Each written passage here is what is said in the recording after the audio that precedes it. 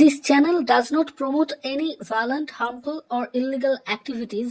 All content provided by this channel is meant for an educational purpose only. এক ছাত্র আন্দোলন, সেই ছাত্র আন্দোলনে গোটা দেশ আজ স্তব্ধ। গোটা দেশের ইন্টারনেট পরিষেবা এখন বন্ধ রয়েছে। সেই দেশে এখন কি পরিস্থিতি এই মুহূর্তে বহির্বিশ্বের কাছে তা স্পষ্ট নয়। তার কারণ দেশের যে নিউজ সম্প্রচার বন্ধ রয়েছে। বিদেশি বিভিন্ন নিউজ মিডিয়া থেকে যতটুকু খবর পাওয়া যাচ্ছে তাতে করে দেশের মধ্যে নিহতের সংখ্যা এখন এই মুহূর্তে 50 ছাড়িয়েছে বা তারও বেশি। সঠিক কত এই মুহূর্তে সেটা বলা যাচ্ছে না। দেশের সার্বিক পরিস্থিতি মোকাবিলা করতে দেশের মধ্যে এই মুহূর্তে নাকি কারফিউ জারি করা হয়েছে, এমনটাই আজকের আনন্দবাজার সূত্রের খবর। দেশের অভ্যন্তরীণ শান্তি শৃঙ্খলা বজায় রাখতে দেশের মধ্যে সেনাবাহিনী মোতায়েন করা হয়েছে। দেশটির অভ্যন্তরীণ পরিস্থিতি এই মুহূর্তে অস্থির, কিন্তু দেশটির মধ্যে এমন অবস্থা তৈরি হলো কেন? একটি ছাত্র আন্দোলন, সেই ছাত্র আন্দোলন থেকে দেশের মধ্যে আজকের এই অস্থিরতা তৈরি হওয়ার নেপথ্যে আসল কারণ কি? আসুন আজকের এই প্রতিবেদনে আমরা এই বিষয়টি নিয়ে আলোচনা করব। অনুরোধ করব এই ভিডিওটি পুরোটা দেখার। এই ভিডিওটি শুধুমাত্র শিক্ষামূলক, কোনো ধরনের কোনো রাজনৈতিক প্ররোচনামূলক উদ্দেশ্য প্রণোদিত হয়ে এই ভিডিও তৈরি করা হচ্ছে না। বাংলাদেশের অভ্যন্তরীণ বিষয়ে কোনো রকম কোনো হস্তক্ষেপ বা কোনো কমেন্ট করার সদিচ্ছা আমাদের নেই। শুধুমাত্র শিক্ষামূলক সম্প্রচারের জন্য যতটুকু খবর করা উচিত আমরা ততটুকুতেই সীমাবদ্ধ থাকব। তাহলে চলুন আজকের প্রতিবেদনে প্রবেশ করা যাক। দেখুন, এই যে বাংলাদেশে কোটা বিরোধী আন্দোলন তৈরি হয়েছে, এই আন্দোলনটা মূলত তৈরি হচ্ছে মুক্তি যোদ্ধাদের 30% সংরক্ষণকে ঘিরে বা কোটা রিফর্ম করার জন্য মূলত এই আন্দোলন। মুক্তিযোদ্ধাদের 30% সংরক্ষণ, এই বিষয়টি বুঝতে গেলে আমাদেরকে ফিরে যেতে হবে 1971 সালে। 1971 সালে বাংলাদেশে যে মুক্তিযুদ্ধ হয়েছিল বাংলাদেশ স্বাধীন করার জন্য বঙ্গবন্ধু শেখ মুজিবুর রহমানের নেতৃত্বে, সেখানে বাংলাদেশের অগণিত সাধারণ জনগণ এই যুদ্ধে অংশগ্রহণ করেছিলেন নিজেদের জীবন বলিদান করে এবং দেশকে স্বাধীন করেছিলেন। বাংলাদেশের স্বাধীনতার ক্ষেত্রে ভারতের অবদান কিন্তু অনস্বীকার্য। ভারত এক উল্লেখযোগ্য অবদান রেখেছিল বাংলাদেশকে স্বাধীন করার জন্য। তো মুক্তিযোদ্ধা যারা মুক্তিযুদ্ধে অংশগ্রহণ করেছিলেন, তৎকালীন বাংলাদেশে মুক্তিযোদ্ধাদের জন্য বঙ্গবন্ধু শেখ মুজিবুর রহমান সরকারি চাকরিতে 30% সংরক্ষণ চালু করেছিলেন এবং এই সংরক্ষণ ব্যবস্থা চালু হয়ে আসছিল 2018 সাল অবধি। কিন্তু 2018 সালে হঠাৎ করেই বাংলাদেশে এই যে সংরক্ষণ ব্যবস্থা তাদের দেশের সরকারি চাকরিতে, এইটাকে রিফর্ম করার জন্য ছাত্রছাত্রীরা আন্দোলনে নামেন। বাংলাদেশের সংরক্ষণ ব্যবস্থা যেটা সরকারি চাকরিতে রয়েছে, যেটাকে বলা হচ্ছে কোটা সিস্টেম, সেটার কাঠামোটা কি আসুন আমরা জেনে নিই। বাংলাদেশের টোটাল 100% যে জব, তার মধ্যে 56% জব সংরক্ষিত। এই 56%-এর মধ্যে 10% হচ্ছে ফিমেলদের জন্য সংরক্ষিত, 10% হচ্ছে পিছিয়ে পড়া জেলাদের জন্য সংরক্ষিত, 30% হচ্ছে যারা মুক্তিযোদ্ধা রয়েছেন তাদের বংশধর বা তাদের ছেলেপেলেদের জন্য সংরক্ষিত, 5% হচ্ছে যে সমস্ত জনজাতিগুলো রয়েছে যারা পিছিয়ে পড়া তাদের জন্য, 1% হচ্ছে যারা প্রতিবন্ধী বা যারা স্পেশালি অ্যাডাল্ট তাদের জন্য। অর্থাৎ মোট 56% আসন বাংলাদেশে সংরক্ষিত এবং 44% আসন হচ্ছে সাধারণ ছাত্রছাত্রীদের জন্য। এই যে 56% আসন সংরক্ষিত, এইটার জন্যই বাংলাদেশে 2018 সালে কোটা রিফর্ম আন্দোলন শুরু হয়েছিল এবং সেই আন্দোলনের কতগুলো দাবি ছিল। যেমন এই যে তারা বলছিল যে 56% সংরক্ষণ, এইটাকে সিস্টেমটাকে তুলে দিয়ে সংরক্ষণটাকে কমিয়ে 10% সংরক্ষণে নিয়ে আসতে হবে। তাদের মূল দাবিটা ছিল যে মুক্তিযোদ্ধাদের যে সংরক্ষণ, এই ব্যবস্থাটাকে তুলে দিতে হবে। তাদের এটাও দাবি ছিল যে সংরক্ষণের জন্য যে বয়স, সেই বয়স সীমাটাকে বাড়ানো চলবে না, সকলের জন্যই বয়স সমান হতে হবে এবং একবার সংরক্ষণ পেলে তাকে আর সংরক্ষণ দেওয়া যাবে না বা সংরক্ষণের সুবিধা একবার নিলে দ্বিতীয়বার নেওয়া যাবে না। এছাড়াও আরেকটি গুরুত্বপূর্ণ দাবি তাদের ছিল, সেটা হচ্ছে যে সংরক্ষিত আসনে যদি প্রার্থী পদ পূরণ না হয় তাহলে সেটা জনসাধারণের থেকে বা সাধারণ প্রার্থীদের থেকে মেধার ভিত্তিতে নিতে হবে। তো এরপরে 2018 সালে বাংলাদেশের শেখ হাসিনা সরকার একটি সার্কুলার জারি করে তাদের ক্লাস 1 এবং ক্লাস 2 যে সরকারি চাকরি, সেখান থেকে সম্পূর্ণ কোটা সিস্টেমটাকে তুলে দেওয়া হয়। সেখানে কারোর জন্যই সংরক্ষণ থাকে না, কিন্তু তাদের দেশের ক্লাস 3 এবং ক্লাস 4 চাকরিতে কোটা সিস্টেমটা বজায় থাকে। এবং এখানে একটি বিষয় বলা হয় যে কোটা সিস্টেমের ক্ষেত্রে যদি সেখানে প্রার্থীরা না থাকে কোটার উপযুক্ত কোটার, তাহলে সেখানে মেধার ভিত্তিতে সাধারণ প্রার্থীরা সুযোগ পাবেন। তো এরপরে তাহলে বাংলাদেশে এখন যে কোটা বিরোধী আন্দোলন চলছে, তাহলে সেটা কেন বা সেটা কিভাবে শুরু হলো? মূলত এই যে 2018 সালে সরকার একটি সার্কুলার জারি করে বাংলাদেশে গ্রুপ 1 বা ক্লাস 1 এবং ক্লাস 2 সরকারি চাকরিতে কোটাটাকে তুলে দেয়, এইটার বিরুদ্ধে যারা কোটাধারী ব্যক্তি তারা বাংলাদেশের হাইকোর্টে আপিল করে এবং গত 5ই জুন 2024 সালে হাইকোর্ট থেকে রায় দেওয়া হয় এই যে বাংলাদেশ সরকার যে কোটাটাকে তুলে দিয়েছিল সেইটা ইললিগাল এবং নতুন করে আবার কোটাটাকে অ্যাপ্লাই করতে হবে। এবং এইটা নিয়েই মূলত বাংলাদেশে এই যে হাইকোর্টের ভার্ডিক্ট আসার পর থেকেই কোটা বিরোধী একটি আন্দোলন শুরু হয়। এবং এই আন্দোলনটা প্রথম দিকে বিভিন্ন বিশ্ববিদ্যালয়ের ছাত্রছাত্রীদের মধ্যে মূলত ঢাকা কেন্দ্রিক অর্থাৎ বাংলাদেশের রাজধানী সেখানেই সীমাবদ্ধ থাকে।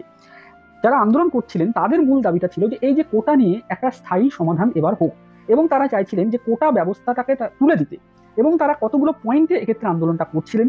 যেমন প্রথম হচ্ছে যে কোটা সিস্টেমটাকে সম্পূর্ণভাবে বাতিল করতে, 56% যে কোটা সিস্টেম রয়েছে। 2 নম্বর তাদের পয়েন্ট হচ্ছে যে সরকার এই নিয়ে একটা আইন পাস করুক এবং সেখানে 5% বেশি কাউকে সংরক্ষণ দেওয়া যাবে না। এবং তারা বলছেন যে সংরক্ষণের ক্ষেত্রে শুধুমাত্র যাতে করে যারা ডিসেবলড পার্সন এবং যারা পিছিয়ে পড়া জনজাতি তারাই সংরক্ষণ পাবে, বাকি কারোর জন্য আর সংরক্ষণ প্রয়োজন নেই। মূলত এই কতগুলো দাবিতে তারা সরকারের কাছে সমাধানের জন্য আন্দোলন করছিলেন। তো এই আন্দোলনটা এরকম চলতে যখন থাকে তখন সরকারের তরফ থেকে হাইকোর্টে যে রায় দেওয়া হয়েছিল সেই রায়টাকে চ্যালেঞ্জ করে সুপ্রিম কোর্টে যাওয়া হয়, এবং সুপ্রিম কোর্ট থেকে হাইকোর্টের রায়ের উপরও একটি স্থগিতাদেশ জারি করা হয়। কিন্তু এর মাঝে আন্দোলনটা এত তীব্র আকার ধারণ করলো কেন, এইটা নিয়ে আমাদের সকলের মধ্যে প্রশ্ন। তো এর জন্য কতগুলো ঘটনাক্রমকে আমাদেরকে জানতে হবে। বাংলাদেশে যখন এই আন্দোলন চলছে, ধীরে ধীরে যখন এই আন্দোলন বাংলাদেশের রাজধানী ঢাকা থেকে বিভিন্ন দেশের প্রান্তে বিশ্ববিদ্যালয় কলেজে ছাত্রছাত্রীদের মধ্যে এবং জনসাধারণদের মধ্যে ছড়িয়ে পড়ছে, ঠিক তখন বাংলাদেশের প্রধানমন্ত্রী শেখ হাসিনা উনি ছিলেন চীন সফরে। তারপরে উনি যখন চীন সফর থেকে দেশে ফেরেন এবং দেশে ফেরার পরে গত সোমবারে উনি একটি সাংবাদিক বৈঠক করেন, এবং সেই সময়ে সাংবাদিক বৈঠকে তাকে প্রশ্ন করা হয় যে বাংলাদেশে যে কোটা বিরোধী আন্দোলন ছাত্ররা করছে তাদের মূল দাবি যে মুক্তিযোদ্ধাদের যে সংরক্ষণ দেওয়া হচ্ছে সেইটা তো তাদের নাতিরা পাচ্ছে, তো সেইটাকে তুলে দিতে হবে। তখন বাংলাদেশের প্রধানমন্ত্রী শেখ হাসিনা একটি মন্তব্য করেন বা উত্তর দেন, বাংলাদেশের এই যে সংরক্ষণ ব্যবস্থা বা এই যে সুযোগ সুবিধা এটা কি মুক্তিযোদ্ধাদের নাতি নাতনিরা পাবেন নাকি রাজাকারের নাতি নাতনিরা পাবে, এরকমটাই তিনি একটি প্রশ্ন ছুড়ে দেন সাংবাদিকদের উদ্দেশ্যে তথা দেশের উদ্দেশ্যে। এই যে রাজাকারের নাতি নাতনিরা সংরক্ষণ পাবে এই রকমটা মন্তব্য করার পরেই বাংলাদেশের রাজাকার শব্দটি কিন্তু একটি অপমানজনক শব্দ। আমাদের ভারতবর্ষে যেমন মির্জাফর একটি অপমানজনক শব্দ, বাংলাদেশেও ঠিক তাই রাজাকার একটি অপমানজনক শব্দ। তার কারণ মির্জাফরের মতো রাজাকারও পূর্ব পাকিস্তানের মিলিটারিদের সঙ্গে হাত মিলিয়ে বাংলাদেশিদের বিরুদ্ধেই লড়াই করেছিল বাংলাদেশের স্বাধীনতা যুদ্ধের সময়। আন্দোলনকারী ছাত্রছাত্রীরা এই রাজাকার শব্দটিকে নিজেদের অপমান বলে নেয় এবং তারা মনে করে যে প্রধানমন্ত্রী তাদেরকে উদ্দেশ্য করেই এই কথাটি রেখেছেন। তো এরপরেই তারা এইটা নিয়ে আন্দোলন করতে থাকেন এবং তারা স্লোগান তুলতে থাকেন যে আমি কে তুমি কে, রাজাকার রাজাকার, চাইতে গেলাম অধিকার হয়ে গেলাম রাজাকার। তো এরপরে বাংলাদেশি সরকারের একটি ছাত্র সংগঠন আওয়ামী লীগ ছাত্র সংগঠন তারা এই আন্দোলনকারী ছাত্রছাত্রীদের সঙ্গে সংঘর্ষে বাঁধে। এই যে সংঘর্ষ, এই সংঘর্ষ থেকেই বাংলাদেশে মূলত ছাত্র আন্দোলন যেটা চলছে বর্তমানে সেইটা এই ব্যাপক রূপ নেয়। তো এরপরেই মূলত বাংলাদেশি যে ছাত্র আন্দোলনটা গড়ে উঠেছিল কোটা বিরোধী, সেইটা গোটা দেশব্যাপী ছড়িয়ে পড়তে থাকে। গোটা দেশের বিভিন্ন কলেজ ইউনিভার্সিটিতে এই আন্দোলনটা দ্রুত ছড়িয়ে পড়তে থাকে। গোটা দেশ জুড়ে প্রতিবাদ মিছিল বিক্ষোভ এমনটা সংগঠিত হতে থাকে, এবং তারপরেই পুলিশের সাথে বাঁধে খণ্ডযুদ্ধ আন্দোলনকারীদের, আন্দোলনকারী নিহত হন। এর ঘটনার পর থেকেই কিন্তু বাংলাদেশে ছাত্র আন্দোলন এমন একটা আকার ধারণ করে যেটা সরকারের পক্ষে আর নিয়ন্ত্রণে আনা প্রায় অসম্ভব হয়ে উঠতে শুরু করে। তার কারণ যারা আন্দোলন করছেন তারা বিভিন্ন রাস্তায় আসতে শুরু করেন, সাধারণ মানুষ যারা রয়েছেন তারা এই আন্দোলনকে সমর্থন জানাতে শুরু করেন, ছাত্রছাত্রীদের অভিভাবকরাও এই আন্দোলনে সামিল হন, বিভিন্ন কলেজ ইউনিভার্সিটির শিক্ষক শিক্ষিকা অধ্যাপক অধ্যাপিকারাও এই আন্দোলনে সামিল হন, দেশে বিদেশে বিভিন্ন ব্যক্তিরা এই আন্দোলনকে সমর্থন জানান। এই যে কোটা বিরোধী একটি আন্দোলন সেটি একটি সার্বিকভাবে রূপ নেয় এবং বাংলাদেশের বিরোধী রাজনৈতিক দলগুলোও কিন্তু এই আন্দোলনে সামিল হন। এছাড়াও বাংলাদেশের অন্যান্য যারা সংগঠন রয়েছে যারা সরকার বিরোধী তারাও কিন্তু এই আন্দোলনে এবার সামিল হতে শুরু করেন।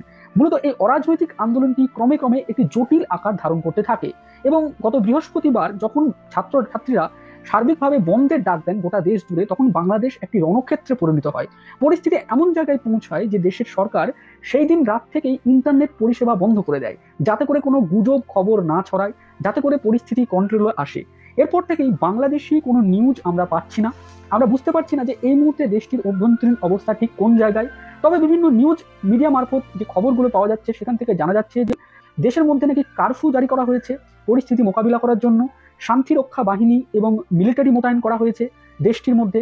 বাংলাদেশের সরকার এই নিয়ে একটি সর্বদলীয় বৈঠক করেছেন এই পরিস্থিতিকে কিভাবে মোকাবিলা করা যায়, এবং যে সুপ্রিম কোর্টে তারা অ্যাপিল করেছিল হাইকোর্টের রায়ের বিরুদ্ধে সেই শুনানিটাকে তারা সামনে রবিবার এগিয়ে এনেছে এবং তারা চায় যারা আন্দোলনকারী ছাত্রছাত্রী তাদের সাথে কথা বলতে, যাতে করে তারা এই সমস্যাটা মেটাতে পারে। নিউজ মিডিয়া মারফত যে খবরটুকু জানা যাচ্ছে সেটা হলো বাংলাদেশের সরকার এই যে এক্সিস্টিং কোটা সিস্টেম সেইটাকে নিয়ে তারা নতুনভাবে কিছু প্রস্তাব উপস্থাপন করতে পারে তাদের দেশের সুপ্রিম কোর্টে। সুপ্রিম কোর্ট বলে দিতে পারে আগামী দিন বাংলাদেশের সংরক্ষণ ব্যবস্থাটা ঠিক কী হবে। তো দেশের এই যে সার্বিক পরিস্থিতি বাংলাদেশে এখন তৈরি হয়েছে, সেইটা যাতে করে দ্রুত মিটে যায় এমনটাই আমরা কামনা করি। দেশের মধ্যে যাতে করে শান্তি শৃঙ্খলা বজায় থাকে সেটাই আমরা কামনা করি। তো এই যে ছাত্র আন্দোলন এইটা এইরকম ভাবে রূপ নিল, তার জন্য কিন্তু নানান ঘটনাক্রম দায়ী। তার জন্য সরকারের পক্ষেও কিছু মিসকমিউনিকেশন রয়েছে। সরকার অ্যাকচুয়ালি আন্দোলনকারীরা কি চাইছে সেটাকে যদি বুঝতো, আন্দোলনকারীদের সাথে প্রথম থেকেই যদি তারা আলোচনায় বসতো, যেটা তারা এখন আলোচনায় বসতে চাইছে, তাহলে হয়তো এত প্রাণহানির ঘটনা ঘটতো না, এত হিংসার ঘটনা ঘটতো না, এত জখম, এত নিহতের ঘটনা হয়তো ঘটতো না। হয়তো পরিস্থিতি মানে খুব দ্রুতই মিটে যেতে পারতো। সরকার যেহেতু সুপ্রিম কোর্টে অ্যাপিল করেছে, সরকারও এক্ষেত্রে চাইছে যে কোটা ব্যবস্থাটার রিফর্মটা করতে, যেমনটা আমরা খবর পাচ্ছি বিভিন্ন সংবাদ মাধ্যম সূত্রে।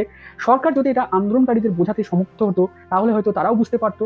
এখন এই মুহূর্তে আমরা চাই যে বাংলাদেশের সার্বিক শান্তি শৃঙ্খলা বজায় থাকুক, বাংলাদেশে এই যে একটা পরিস্থিতি তৈরি হয়েছে সেই পরিস্থিতির দ্রুত সমাধান ঘটুক, এবং বাংলাদেশে সার্বিকভাবে এই যে কোটা বিরোধী ছাত্র আন্দোলন, সেই ছাত্র আন্দোলনের একটা আশু সমাধান আমরা বিদেশি হিসাবে কামনা করতে পারি, এবং বাংলাদেশের সকল মানুষের সার্বিক সুস্থতা এবং দেশের অভ্যন্তরের শান্তি শৃঙ্খলা আমরা কামনা করি। তো আজকের ভিডিওতে আমরা এই বিষয়গুলি উল্লেখ করলাম, যতটুকু ইনফরমেশন বিভিন্ন নিউজ মিডিয়া মারফত পেয়েছি সেইটুকুই আমরা উপস্থাপন করলাম। এই ভিডিওতে কোনোভাবেই বাংলাদেশের কোনো অভ্যন্তরীণ ব্যাপারে কমেন্ট করার জন্য করা নয়। এই ভিডিওটা শুধুমাত্র একটি এডুকেশনাল পারপাসের ভিত্তিতে করা, যে বাংলাদেশের মধ্যে বর্তমানে যে একটি অবস্থা তৈরি হয়েছে, যে একটি অস্থিরতা তৈরি হয়েছে, যে একটি আন্দোলনের তৈরি হয়েছে, সেই আন্দোলনের প্রেক্ষাপট এবং বর্তমান পরিস্থিতি যতটুকু আমরা নিউজ মিডিয়া থেকে জানতে পেরেছি সেটুকুই আপনাদের সামনে উপস্থাপন করলাম। ভিডিওটি শেষ অবধি দেখার জন্য আপনাদের সকলকে জানাই অসংখ্য ধন্যবাদ।